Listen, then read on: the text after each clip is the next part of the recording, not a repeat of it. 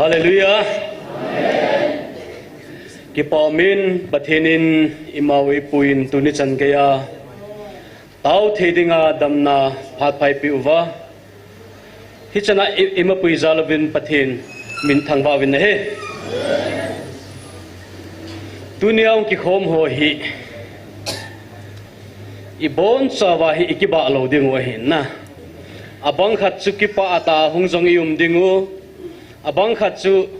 piham lungim na elo le piham thasina tamta ne jong ihung mei the wa hin pathin ang sung bela hung hiwin ale pathin imazo se hesu kein na yachin tuni hin zong tau na hi atam the pen in manding wa hin tau koma chi hiwin na til khona ka lut masangin tau na khat mang masalehan kanumin aji chu ai ho hi chilai muna lim ta ki pa ta wa choila isawa yum jing lai wa hi u naw isu piu tam ta tu nai lusun lungai ometi gel do ding he kong pot ko na chun ka upa ta ga ki ho na hi le news ka asain choi na za kha metin kidang ka sain tu jing ka kailam noi langa thu su iza awam iza lo le ki pa omi chona isu piu hi tu nia hi kong pot ko na news ka muna chu mi nga i chanu chu CKMA ti za kha awam chin ku ki mi zo army ti ho cho che ho chu mi nga ki kabli veti ki zai kong pot kon nge ka jong thu ka za a hi na kong su a jong ka lunga che chu me ka po na hi na hi chlai muna pathenin taw kho movin lung khat khat puwin ai ti jinglai e hole hoi ta ki bol pawi anna inna hi je chun tunin su pite ho taw na khat anamang masaleun kan nomin pakai panlo na to thina ai na adangin taw pote ama sa penin isu piu anamu lemte ho ama ho party loila paite ho in nampum piwa namlam kai ho nakitu ongai thupon ki patila chu e ko na pa chu namna ta ho chu he na ki ho lim pina lung kha tha den lung kho movin ti ai na pathian na chu cham na mu na ki pa na om hin pathian hong zaw lo ting le ti chu aboi ji ai tu hin nam pum piwa nam na tong ho adingin thingnoi volunteer ho ai lo le group chum ho SO noi am ho ta ta om lo ho ta ta lung kha tha dai lun khom ngin taw te ti tinomin ai na denga chun i bon chan ding utin la khat jong isa na lai ding wa he hi chela hi ni da ngai sa to kilo lo ding tu nia hi lungil tai sa ding hi inam pum piu chon sen na ngai da mi thum ding wa oh chon se ka hi pakai ne ngai da men ti la su ni ve sau tin lungil tain pakai lo ding le pakai pan lo na chu thina le se thina he ji in na dia chun pakai pan na dingin inam pum piu ki to ding masapenin taw na khat anamangote mi pi bon chan ding ngote ating thei zo si lalam kai ten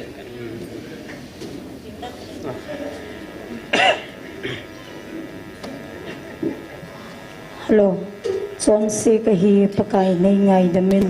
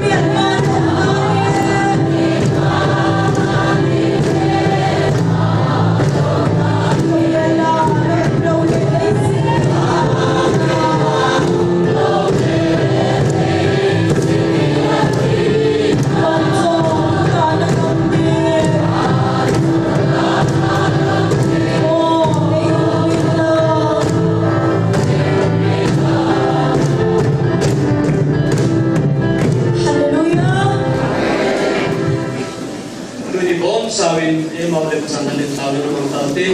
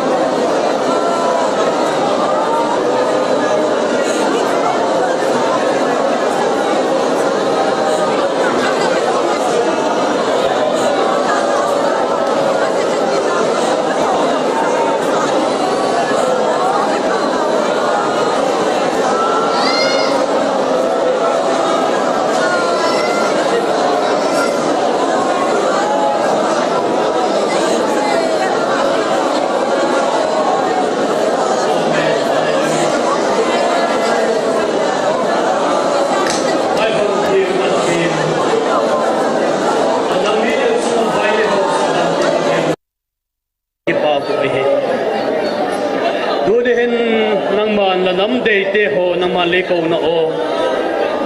he the nai lo tam tak te ko na lai we hi himal he pala sa ngai na to ngai lo chinang ma le en kol na lai a la thali mu na ma le pui hoi na lai le pinang lai te ho zikin pa la kin ki pa thu ka ge nu we hi tu ne le he pa lung ki sik le he pa gil lo na te ho thapa so in la kong kun ki tu hi tanam piu a ding in tu ne hu hin wa nang man lung khat khat ku na la ki tu kun ti nang ma le vai tha golin thai lo ma lo tu nen he pa la sa te la he pi na to no ma le he pi na lai he pa lem pi de khe zu la ki pa ku ka gen zo we hi tu ne hin he pa nangin thaga mang thai nang man le he pi a la i ta Zakhovele sit sang hin le he pa van we pumpi sang la mi sem thaga phan mang thai nang man la phal lo hi himala tu ne hun hin he pa lang sung ka hong bel ki tu hi nang ka ke ngolom lo chun he pa zale sit thi namun man thai namun hi van gam le ka kana gam ding wa hi he pa tu ne hun hin lang sung ka hong bel ki tu hi tu hun ka nam sunga boina u naw te ka la khe thim lo na om te ho hi he pa mi hi na chen thok zo pung kaw he pa ngai tu la ngai tu thim lo ding ka hiu Himala palai Jesu Krista naman kakalo nang man banhong zag thakitin la.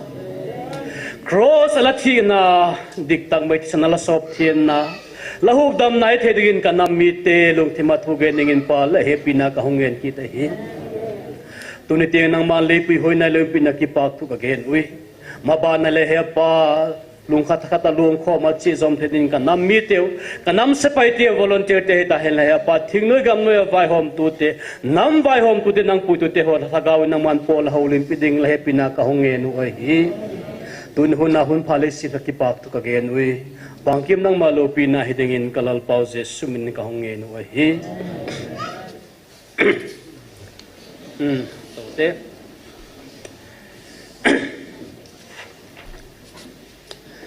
ole tunihin itaw khom naw hi ahong sauta inni zakule som kule ni na zaguble som sorry cái dòng cái advance ko som kule ni sani patawin solong ichol me thewi ta inna ataw khom lo ho khu chol wa taw ho ki chol lo chona itaw lai chana chunum ki sa che che hi na thế chun chalanga chun tom khat til khona jong kamang no men denga chun bible chang hi e pawin na ho tu pa thang lalin kha benin sim do pele ka no men ama he ga cheling katin bible chang tu nia til khona ipan sa na deu maga chelote hello Hebrew bung som ni chang khat chang ni chuti hi ji chun ei hon jong he to sa na mei pi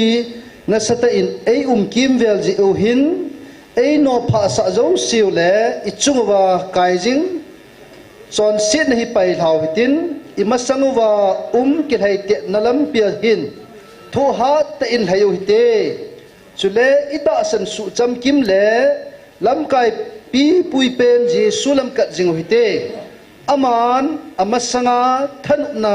ji chun jumle mai mo na sa lovin thing pel ge jin athu thum ke jin pathen lal to jit lam ma atau tan ahi Philippi bung thum chang som lania pat som lagup chan ke man tua hi kanei ahi tai chule acham ki ma ka hi tai kati ahi poi Krista Jesun keima eimat banga chu keiman zong hi chu kamat theina dinga ha dal ha dala kadal ahi so piteo keiman kaman tai tin ka gigel hi laye ahin thil khan hi kabole nung lama thil chang si chu ka sumilin masang lama thil chu kadalin ahi Jesu Krista pathian ko na sang lama hatman san nadinga abimun chu ha dala dal kahi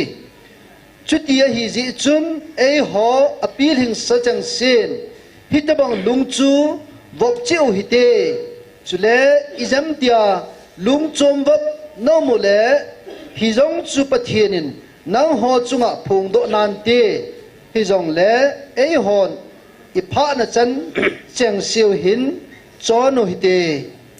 amen pathian thu thieng is mui bon saw de pathian pathe po pe hen lang Hebrew le khabu hi New Testament adinga chi ga sim le athu hi ki dang ma zenga hi na athu chi da nga chumin athu chun jong a chumin hi chi le khabu hi first century palaya chun Jerusalem temple 70 AD asit masang laya chun asit nunga jong ji dinga ta san amovin aji chu hi chelai pha na hin ta san cha te ho hi sugim na sugan the na sata ana to uvin ana zam che uvin spana chu til khau na dinga hi chi Hebrew lekha bu ana ki suna he ti hi mithiep te suida na hin asun hi abang hadin polina suna he ativin abang hadin na hi poi ti kinila tampi amin na ain al hang pia ki seidana chun hichi hi early church father na thiempu masa ho bung lampai masa ho chun ho bung mi judate Hebrai mi to ana zam che ho adinga chu til khon dinga ana kisun a he hi jong omovin chule abung top lang chu simahi le Paul kam changjong e bung top lang chu na ki jang amin che Paul ne ti jong an ong kyub novin a he a hi la tu ne sei dom pen chu asun tu ko hem tilang chu hi pu in hi chi Hebrai le kha buin ipa sei pi num ham ti pa chi sei do num zovin a he chi Hebrew le kha bu hin thu pi pathum hi lin ta ta na lom lin ta an chunin masa pe na chuni piham ti le Hebrew le kha bu hin angai pe mo pen pakhat chu ipakai Jesus Christ ta hi pathin hing chapa a he ti hi a he apani na chun amma hi thim pu di ta a he na masang la ya thim pu Old Testament na thim pu ho chu pathin to na kivet ho chu hi che ho chu avet sa na min pakai Jesus Christ ta hi thim pu di ta chu he ti a hin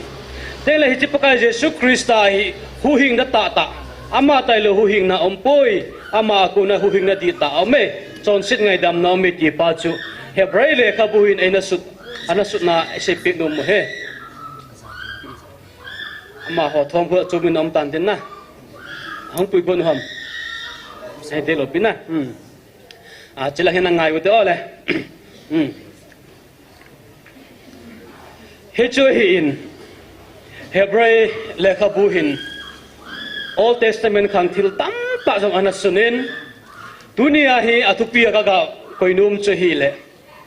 spiritual race thagaw ki haitet na ti hi kamang numin ai tu chung igalu jong hi Dr. Hege ana se jima banga jun spiritual warfare na thagaw langa ki do na he ahin email ma pau chu ko hi hesu kevin he chenu vin na chelai mu na am ho hin hesu vin online na vio jong hesu ke ding he ta in ala dunia hi hi chi Hebrai le khabu hin ka beleu chun seding tam ta ame hai le bung som le bung ni na chun na hang ki pat na chun ipiham het pi tu het sa tu na he sa pa mei pi vai pa chun sum pi akiti in hi chi koi ho hi ding ham ti ai gel le Hebrew bung som le bung khana chui sim su hi le Krista zala posal hang san anamulim tate Mose te Abraham anokate Isakate Sari abana ki gol su ta so hi che hol haga ho zo season dunia hi e ho jong e vet jingo he pathelo pina chang hen tua hi ibang padano chi chil haga bo chi talovin na ana che mas bo se hi talovin van til ho jong pathirin e ho evesui ding e koi pita sala pathin thang vai num hen dunia hi chi ki thai te na lampiwa wa hi e ho bo se thai hi ta bo ve e ki thu pi ding e cheer up ding na tu lai paw le cheer up na e khau kha ding van til ho inung ama I chung wa om jing ai ta ve I cho ni khat I vet I chen na zo se e vet su hi tai ti he ding wa he je chun dunia ki thai te na hin ta san cha kha ni hi a chun I pen tha ni khwa ko nai hi chi ki thai te nai thai pan hi ve ti gel ding wa he Chatinga chun point number 1 is say num pa chi piam mi hi mi ho hi abimun gol na tupgam nei ihivin ki thai te na ki pa man delat thai ihivin che thai tum na ding wa ta sam cha te ho hi I bol ding om ta ne ama sa pe na chun pai ha di ina yu ve hi chu pai ha de chi pi ham Hebrai isim na wa chun ga veleven chon sit na esuno pa thil zo se pai hau te te dunia hai nang na pai ha di laken ka pai ha di ki banglo me te na thagaw hin khoi hai na pawa hi khovel thil ki hai te na chun il hai ting le azang the pe na ki hai ji kana se ji ma banga chun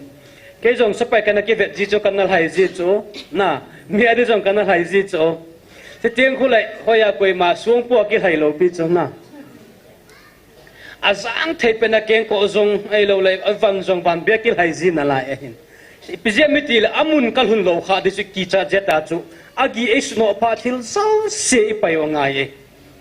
tu e ho ta san sa te ho tu ne inam pum piwa ipogi ipai ha de ipipi mam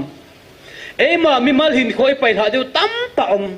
hi chakala chu inam pum piwa jong ipai ha de na la hin na tu ne online ave ta ta chalai hung zo se ta ta ai lo le azo teng le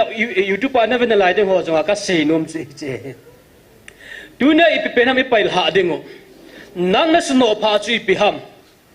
tunia igam sungwa pha thei boi chan theilo nawa isuno pha ho chu ipiham izo leilang ham I he mithalu ham na igari ham inei lago ham I Bible chayu ham I gel na lai dingo he I Bible cho ize a hi I khan mo bo zo theina la I man khel le theina la hi ta tunia I pail ha di tam ta nei ve pa ang sunga ki pa man sang dinga I thaina lampio wa hi che ho zu si chu I pail ha lo wa hi le amun I hun zo lo dingo he lam ka a I cho lo wa I chau kha dingo ki chan omin na tunia hi chlai mun a hong ho zo hi na po gi wo tam ta dinga he hi chlai mun in sep haute na ipzemiti le ipakai Jesus Christ ai mathai ji achun nang ho chon si pu ki po ka ko ma hong bin ka pu azan ka ngong kol jong anu me ti chula ta sa thlaga wa chol dam na pakai Jesus Christan tuni ka ko ma hong bin ete pathin thang vai num hen ya chu I chon se na hi lo la ipu gi so se tuni ai pathin ang sungai pil ha ding I sel ha ding oi aman ei po hu no ma hin aman ei po pi no ma hin na ei don no ma he I changa I po mi ko ma jong isei thelo isei ngam lo jong tam pita ding he hi che ho so se chu paka Jesus Christ ang sunga ma ki nga ipil hal aman ena pu pi ding he pathin thang vai no men tunin na in sung boina hi chlai mu na tawa na hong zia na boina ho jong chu nei pa to nei pi nei pu to na kina na pa ho jong chu nei sa len thang ko ma ka sei tam mai lo pi chu Hicilai mu na hin pathin ko ma sei wate na pathin I ma zo se hesu e igam ho inam ho boina pa he gelute in sa in hang pa ka hil pote na isen na iphat mo na ho zo se mi ko ma sei di lo cho na sa sa pathin angai thanom pa ei pan pi the pen pa pathin chula ama ko ma layute ma ko ma cheute tunin ka nam mi te ho zo hi ve bon sa vin hi ve pakai ang sungai kile kilo wa pakai bel kilo wa hi che ho zo si chu pakai ya ingap ha lo le I boy thau ding oi tunin so pite ho pakai Jesus Christan hi banga e ponoma e donoma e tung noma e bola cho e kilo na I phan mo na I chon sin na ho zo si chu I pogi ho cho ma ko mai se tha ngam lo ham ele pakai Jesus Christa I pathin hui I sun lel na lai hom ti nam mi te de gel ding oi tunin ka so pite ho atha tan gel kin utin na ipogi ho zo se se phading ki gomute ani na ka se nom chupia mitile ani na achun ita sannaw iginaw le ima zo se bulhing pa chu paka Jesus Christa ain niton Jesus lang jing bo velte katino me tunin vet nom di thil tam ta khovel om tai phone mobile chai so Kevin akomulo ho jong kiven nom chula na ho chi piki oi mo de ham ke hon ka ve ji ka ti la lo nei pho ji wa na mu lo pin na ngai tho ju ka ngai ji ti tangai ti ji wa ana ki ham khil ji chu thil so thu so ho jong nang ke ho khamulo ho jong ka za no mo ba ka ve no mu la na ho chu itin na ve nom da de ham na he nge tua hi khovel news politics event na hi le thil tam ta hi omin YouTube hi kan jong kana vet ji ka ngai ha ji cho ka vet bang ka mu lo hi na kana vet ji tho viewers hoi ka vet ji in boi na ho ala mi ki tha na ki mat noi la viewers tam ma tam pai jeng cho thu pha ki se dam thene de ki so avel ho ma hom ji cho na ana vel le cho ana mel ji le chun hi ta pa then thu pha cha ki se ho hi viewers ho ma hom thei cho to bol na tu da lawa mi ki ho na ho vet tam ma tam ki cho che tu nia I vet ding pa I vet khil kha over I thanga ki nga na di pa ki nga khil kha ule inam pum pi I boy ding nam प्यार में डाउट तो होता है कि जिससे प्यार हुआ वो जेन्युइन होगा सब कुछ उसमें इन्वेस्ट किया और बदले में मिला धोखा इसलिए प्यार सिर्फ उससे करो जो 100% जेन्युइन होगा Worried about fakes? Trust only Myntra for 100% original brands. Myntra, it's you 2.0.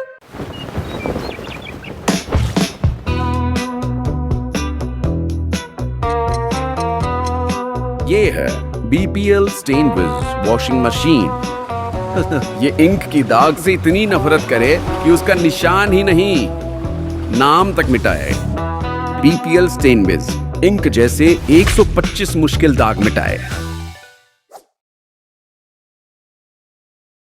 mang di ki sata cho hi che tu ne so pite ho khang tha ta ta nu le pa pi le pu te jong evet ding ikinga na di pa pa ka jesu krista evet kha lo ikinga kha lo le mi malin ko boya in sung boy ji cho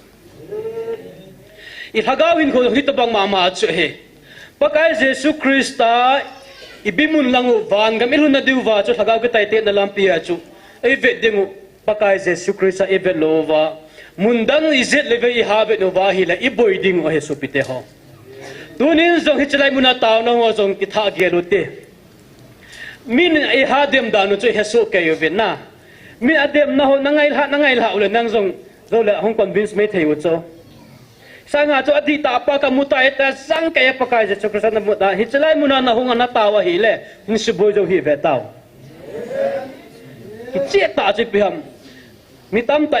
igin na we ta san na we akichi lo je I mean ase ne lang ki on ji cho na en ha sai sit tiang ule hi cho na ki tinum ji cho kita ngam hin ki kidang cho ita san thai khat mi khat ita san ma khat hin sei tiang wang le na hi du cho na ki ti di jeng the hin a hi le ta chu ta san na de nei pa na pa kai je ko sam ivet a hi chun mundang I to bang jong le hui pi go pi nei su boi zo lo de ngai na thim pi jing la he jong le boy lo ding a hin ipakai jesu christian jong ichiki pa mandela chu mol phona ha sa na tam ta cross na thuwa hi chu na thu gal kai pathin thang vai nom hen tune ho ta san cha te ho jo hi chi ama nung zui hi bin ama pu hu ding le ato ban tong ding a pati engan se de hi bin na o ha sa na ge the na tam tai thu na lai ding o he se na jong I thu ding na pathin ni pi sem cha chu na van la lu khu ding o te chla na I go san pathin thang vai nom hen van ga mai ki pa man diu chu te chu hilaham ilal lu khu diu ta chu ta san cha kha mi nei si lo wa hi le ita san nau ki gel pat ngai chu mi nei si khop ding ai ta wa ngai na ita san wa ngai hi chu ke ya khamulo pa jong hi mi se na ki thi la cho na ka thi di ta chu se na ki thi lo he o ki chai hi be ta ấy xây xây rồi cái thilo bị bao nhiêu thì thế này là coi à nó hẹp bùi tu chân đầm như thế sao không ấy họ chỉ một trận này rồi cho mà vang hi chứ cái gì mình cái điểm nào mình xây xây nó có việc lâu riêng gì cho các ngày thả lâu riêng na chỉ chụp em thì là cho hay ilung thìm na việc cho tu là hi người mày pasal giống hay riêng bên kati za dana thì bảo việc riêng cho na giảm chết giống lại trauma này riêng cho bây giờ mít ile zan lang tiếng lệ gari accident mít hi na hay là mít thano na về jiwa na imut thấy jiu namang sẽ liều gì hiểu không mít tam ta cho các mà không cho jiu cho cái nó hậu lim pi gì cho na cái ute khai trong khốt tiền zan tiếng mong là phone na về lệ mít hi na mít thana thì san luôn na mong na về lâu để cái gì cho zan na ilung gel to jing ka ilung gel ki bang lo bi cho giờ na phải lung thím chỉ sao cho suna cho ít thôi cả về này là cái về liêm riêng thế hiện na ai lại ít lung cái là champa cho dàn dòng là kỹ mu thấy gì là cái gel gì hiện sang à cho ít bồi đi là về lâu riêng đấy na giờ tu nia ít về đinh bao cho pakai Jesus Christ ít to bằng game thế has anathua mấy hoa đinh hiện ama yang sesi na tam ta na tho chula na abang le thi thaleng pa he tiuwa bang la bel zabuleti vai pi lo bu tam na athi ko na jong chu cross nga nang zda te lal na hi lawam na nang ki hu do tan ho set an thu na lai chu na ai le tu ni ai ko ham ai ho hi mai jang ta ko ya chilen sit khum im kha ba koi man ai ki se na internet bo hi cho idili la ki chai jeng hi bo na lai chu ina hungu vai hung bo vai in se se du la bang thu chum na phone bo hi ga bona clear bo la ki chai je phone bo te o ai la tu ni pai ho ni pai mo pe ni piam Haga wai ki haite na lampi ai pakai Jesu Krista e ho hi ban gam zuna lai hiwin na china nga chu ipakai Jesu Krista ivet pau hi ati ta pai vet khawa hi in hi ivet jinglo wa mundang ivet nu wa izin ivet nu wa hi iki mang khau le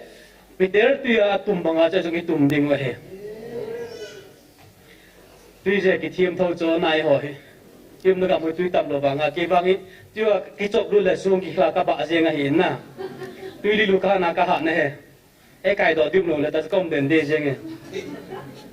cái chân kia sẽ tuy đi lục thêm cái dòng thế này, tuy này bộ dâu rồi, hết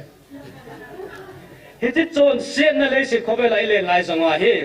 ít về điểm bao ít bao cái Giêsu Christa hi, chỉ tại việc để cái số bị thế ho, cái nam mi thế ho, ama ít về tiếng là bồi na hát sang này, thiếu chôm tuy này bồi na hỏi lâu đinh này. Pakai Jesu Christ lem na mo na ki pa na cham na o mahi tu nihin ipakai ve tha ki note amani phe ma sei da thu pon chuna veleu chun ati la go chu na lunga kham ti le thu pon na sim ji ji obo ke man ke nai le kha bo chu ipijena mi ti le cha thu ki sei ho chuna I revise ji la hoi chu zan hi dunga chu mizo pa wa ka le hin kaung ki pana hita inna tamna jo negel do ovin lang English ka chai ta inna zana ka simna chun kalung thi me khoi dan chu ipakayu ipathin aphat dan kain tha gel do chu e hoi ma cha hello thingnui lam pa wa ko khom ni chun thu ki sei pa chuna lung kha ta khatin ke pathin ka hi bang na ho jong khat ta vin ki lung to vin ti pa chu ipi pathe lo lo mine ba he jai pathe ne pha he tam ka ti chu I thil bolu la thil pha mong la ki bol lo na ame ya pa ki su ki bang su ke chu tu la he dam la nga khu zan ne news ka ka sim do na chun dam hin ke ho dam la ma te ho hin koi ma cha hi chala ya nuwa go thang hong ki po chu do ni koi ma cha ka ko ka po ve ati chu na hong zong le hita bang ano mu hi ke hon se jong ka se chim ta en gare na action na tu jin na thi jibin dama na kelu jibin ke ho mo pu hi pui ka hong I du ve bol da ta vin nu le pa jong na cha te nuwa go lang o chei bola chala nga do na ne sol ju bam pu na ume ching the dom ta te ti ka sim do kha chu na ai le che a chui pi ham ka lu ngam chu hi che ho so se jing na pa thi ni engai lu na pa chu ki dang mong mong ai in nami te tu chana hi da ba ngai koi pa hi ipathi ni chalai mu na aung ki pu na athu sei pa chu pum kha thakha na de ngai ha ta wai ta na lai ding hin na ai le pum kha na ding a ke tawa chim ta ti wam le ai la tu ni ni imadang aung poi lam dang aung poi na Krista ta lo lam dang lo he su bi te ho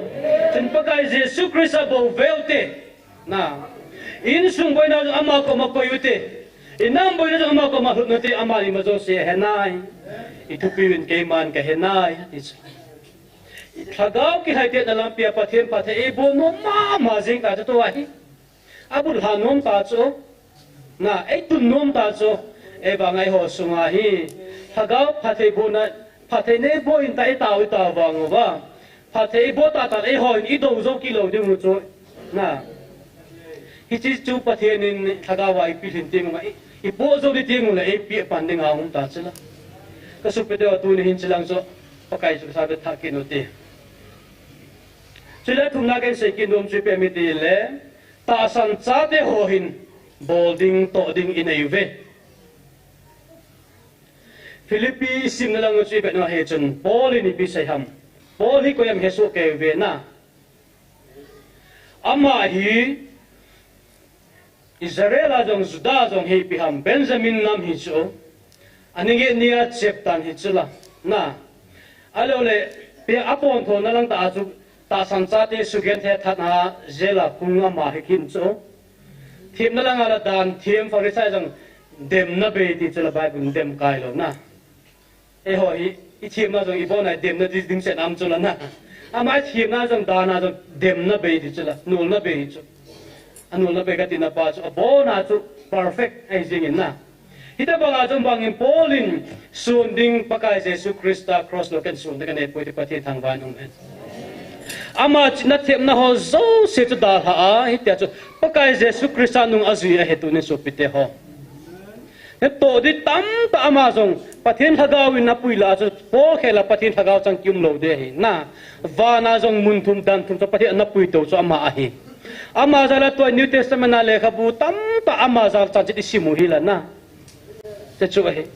ai le che ho zo chu i ma chan ka gel po ya ti chu la tu ni supite ho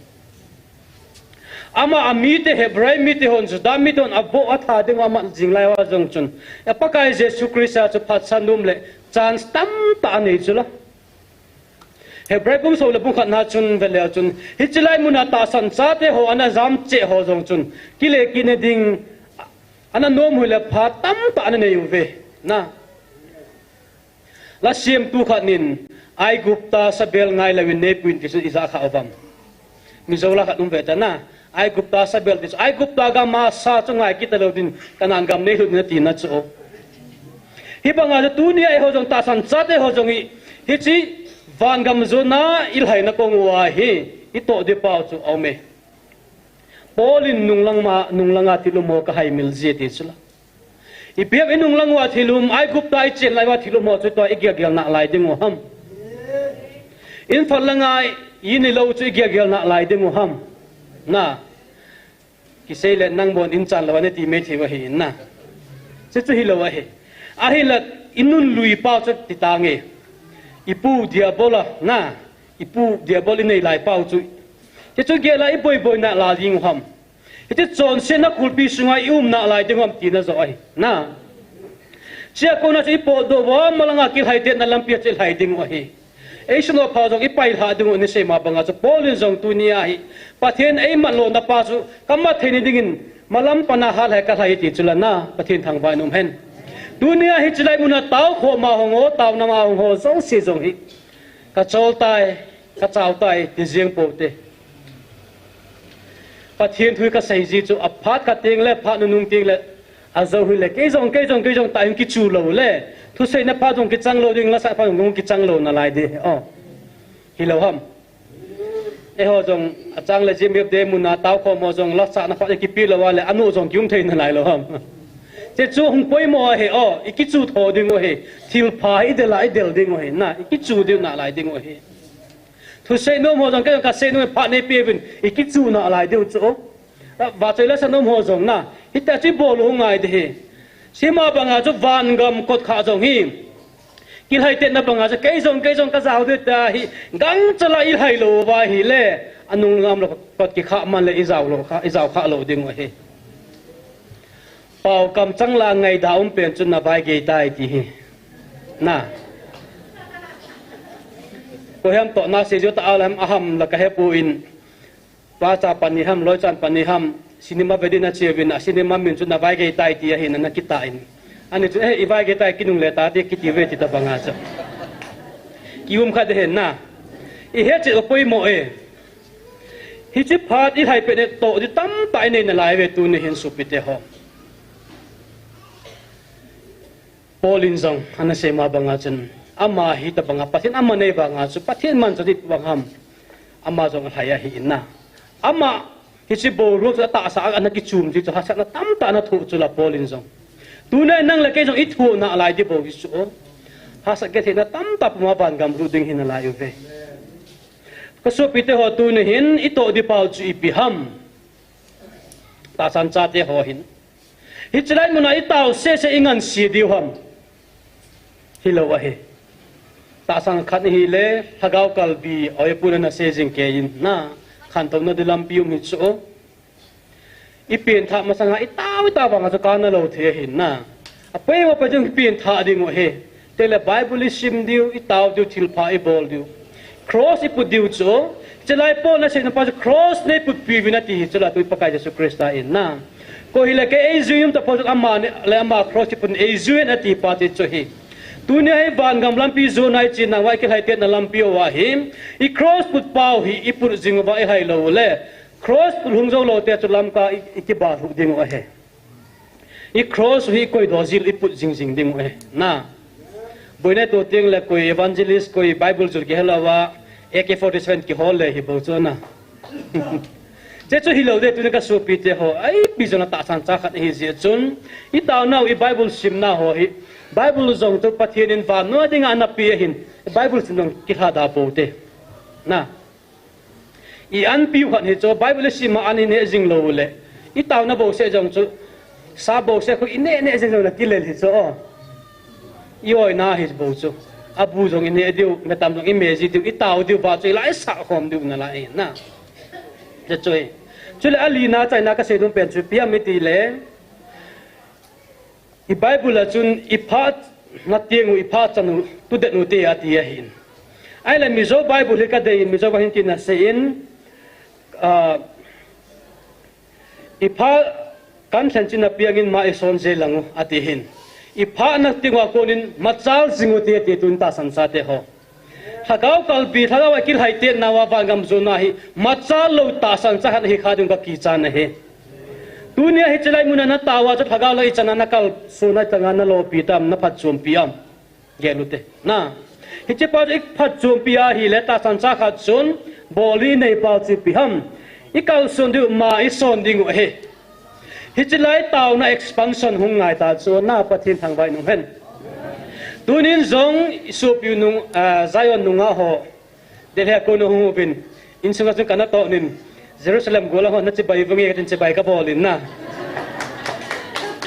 Zion nunga ho chu Jerusalem gola ho chi bai kana ki bolo he in sunga chu ki pa amen na chi ta ban ba ima son na ima chal na kha ta chula pathin thang bai num hen chi bo se chu kang po pia jong tau khom chu la na to e vet diu chu kang po pilang morelang a na lai chu na so hi ima chang ta san cha de ni boli ta I bo ka pathin thang ba num hen na chi bo se lam ka sunga jong ta chun he nu wa a chu ma taw pathin no pinin se do nge o hi chila ipa ma sil bu jang te khu ata san zeu sil ki bom khom zeu taw na man khom zeu chula in kha nai ma jam ka siam khom zeu chu adang ho jong I bol thei we he o le ma ko nga jong o mo ve in ki pa me mun na nga jong ke lo jong na lai ding a hi na om ho zo si jong ki pa thui sei ve pathina ma ho jong hi banga ma chal jing na ta san naw tu de na ma so thi la ma chal thi pathina bu hen lang na tun hi chalai mun ang kho mo zo si jong I ta san naw I tu de nu wa I ma chal ding he in sunga jong ken jong ka ha sei cho kho sunga jong ka sei cho ke hi kalung thi mong senum ta chu piam ti le angai thanum lo ko ma se jong chu ki phala jing na na ewa nga chu thugi lei sia chu pa mai ki sakin in ten na a henum azanum hwa de nga chu lu ta ke jong tan lo ka se jing ji le a top angai chim tu le phatan de ti bangom jin hite bang chu hita in ala hi chi pa hi ima chal sa ding o he na expansion ni bolding o he tui pukri am ho zo alun do le agim se nam se ji ko la na ala eo hita san sa de ho he ita sak na ima chal ding chi pi je ma chal ita ba ma chal de hiwam thilpe na so ma khat ipe te wai lo le ki pa thilpe thilipe te ho me na thil pha bol chim cha lo ding o he dunia hi chlai muna ministry nga thil phai bol je wa ministry che the a he so pi te ho ye chen tu ni na tha ta ben hi chlai muna ta san cha te ho hin ima cha le ding taw na gel do kin te na a pom kin te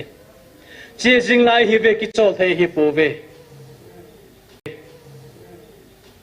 taw na point in saying katin taw na khat man ding oi toy taw na point ding wa chun thagawa ki hai te na a hi bin ama sa pen jong nung nu kha apang the anu kha pe jong ma sa pang the thagaw thuwa chu na tu ne I Bible choi ho anu kha ga pang the dim na ding taw chula pu jefa ka ko makha ve la hong san ka ti hi cho hong saman na hin ko chu pa pastor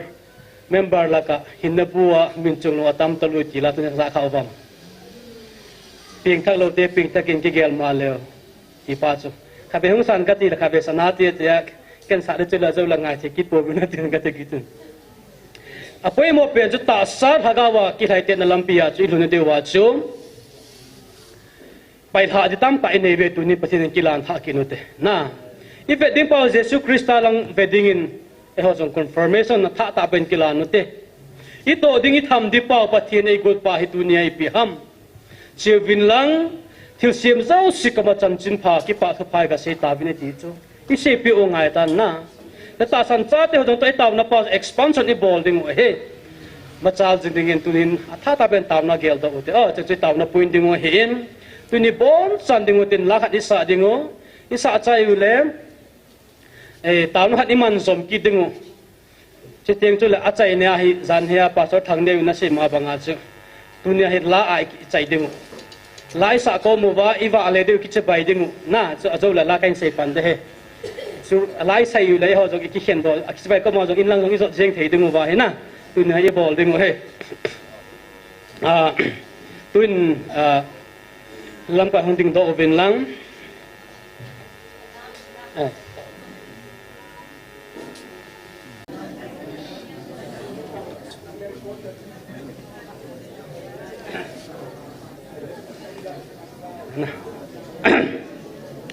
hallelujah ki pa me na te je gal zo na thagau ki thai te na a jong pui mo pen khana hin na tua hi taw na ni be bol vi ka ti kha ben chai jing o ten na aji chu zo ka sei point pali to hichlai ministry ading i taw khom ding o he hichlai na to na tua ho chi mu vin lam kai hoi i mu man talawa he ben na hitia chu gen thei ta na ki tong hin in nam pum piwa khacha ki tal halawa wangam ilu su ke ning wai taw ding o he na chu ipakai Jesus Christ pati e dei sa pen le ahung na pen jong a hi in tu hin ibon chavin lungkil ta in taw ten taw sai na hin mangin ka ten chai chai la khat ni sa owa ki chai dewe tai tu ni bon chan taw na namang taw te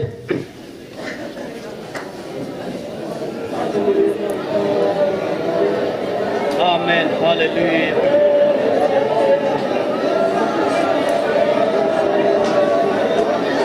amen hallelujah हम पर थे निश्चित हैं माल अगाव कल भी अगाव लम्हा कहा ना अगाव लम कहा लो पादी लंच को वो नहीं ना अगाव ना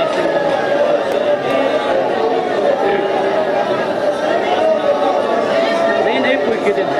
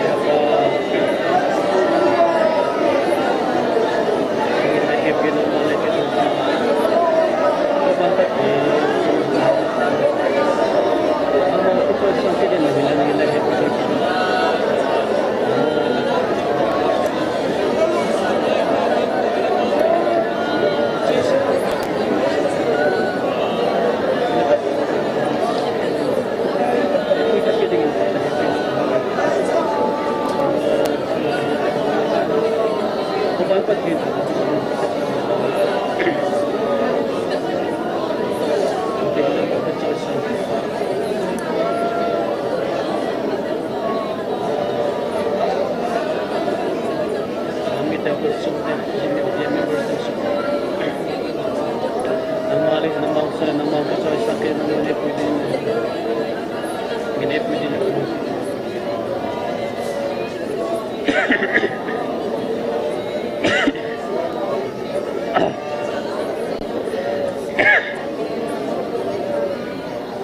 Hallelujah. Amen. Hallelujah. Atsate happy na toblo ay happy ah. Athalim no ay pui hoi zinga.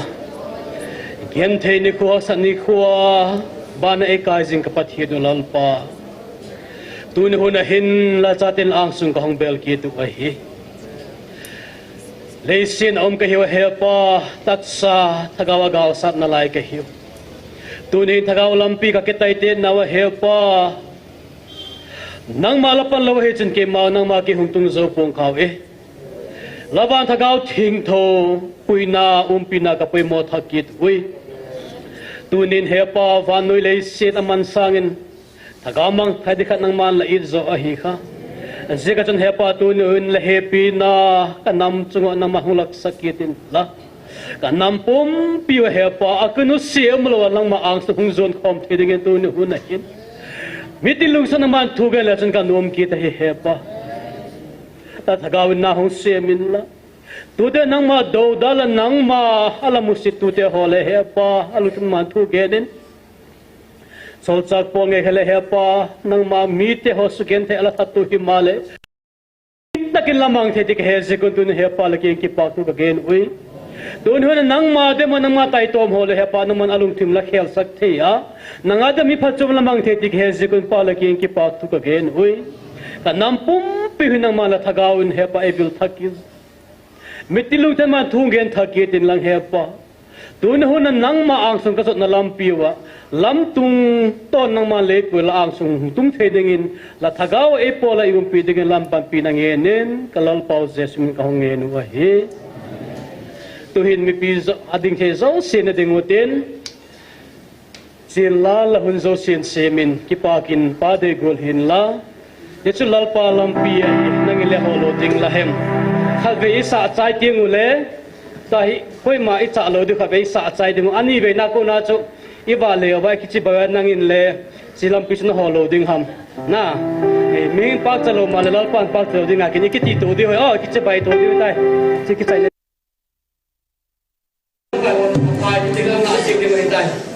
Silang naphadzo sin tongin.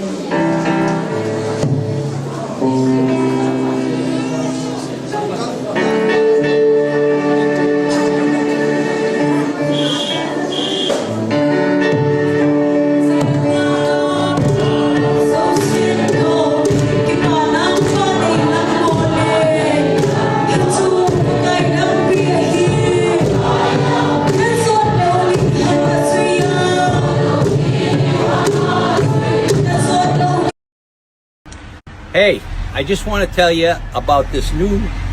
Ceramics polish that we're using for buffing. This stuff is unbelievable. We've been using CSI for quite a number of years now, and Tom has just come out with this new improved version. This stuff is unbelievable. It makes the job so much easier. You can see we just buffed this stuff, and we hit it with 2000, and it couldn't come out any nicer. Beautiful finish, and Tom has his own buffing pad system. So check out Ceramics compound polishes and you'll love it, believe me. Zero? Zero. Zero.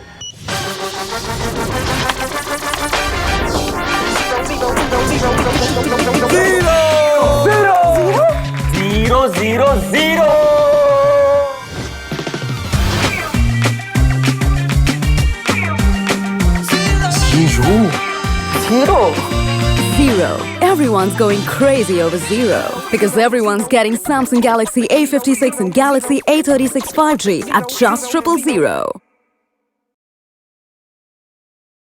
Guys,